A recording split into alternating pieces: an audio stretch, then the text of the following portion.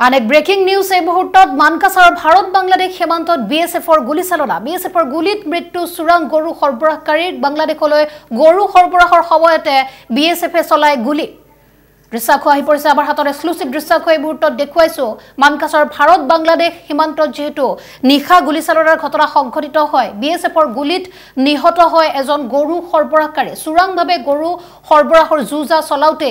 বিএছএফে চলাই গুলী বিএছএফৰ গুলীত নিহত শাহিনুৰ ইছলাম মানকাছাৰৰ কুকুৰমাৰা সীমান্তত গুলীচালনাৰ ঘটনা সংঘটিত হয়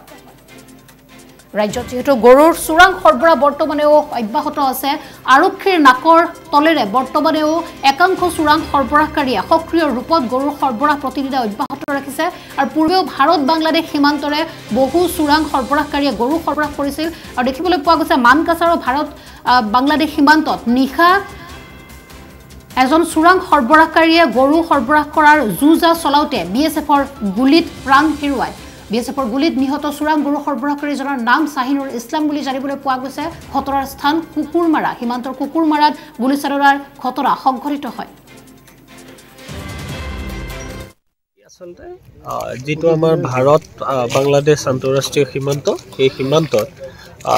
গৰু স্মাগলিংৰ লগত জড়িত বুলি সন্দেহ কৰা হৈছে এজন ব্যক্তি বিএছএফৰ গুলীত নিহত হৈছে আৰু সেইবাবে আজি খবৰ পোৱাই মই ইনকুৱেষ্টৰ বাবে আহিলো ইনকুৱেষ্টখিনি কৰা হৈছে এতিয়া ডেড বডিটো পোষ্টমৰ্টমৰ কাৰণে পঠোৱা হ'ব আৰু পোষ্টমৰ্টমতে যিজন ব্যক্তি মৃত্যু হৈছে তেওঁৰ মৃত্যু হোৱাৰ প্ৰকৃত কাৰণটো গম পোৱা যাব মৃত্যু হোৱা ব্যক্তিজন ভাৰতৰ বাংলাদেশ ইয়াৰে আমাৰ কুকুৰমৰা চৰ কুকুৰমৰা বুলি কোৱা হয় শাহিনুৰ ইছলাম বয়স প্ৰায় 31-32 বছৰ হ'ব আৰু তেখেত ইয়াৰে বাংলাদেশৰ নহয় আৰু সন্দেহ কৰা হৈছে যে গৰু সৰবৰাহৰ লগত জড়িত আছে দুটাকৈ গৰু ধৰি ৰখা হৈছে বৰ্তমান আশা কৰিছো যে যেটো প্ৰকৃত কাৰণ হেতু পোষ্টমৰ্টমৰ ৰিপৰ্টত কি পোৱা গৈছে ব্যক্তিজনৰ লগত দুটা মোবাইল এটা টৰ্চ এখন দীঘল দা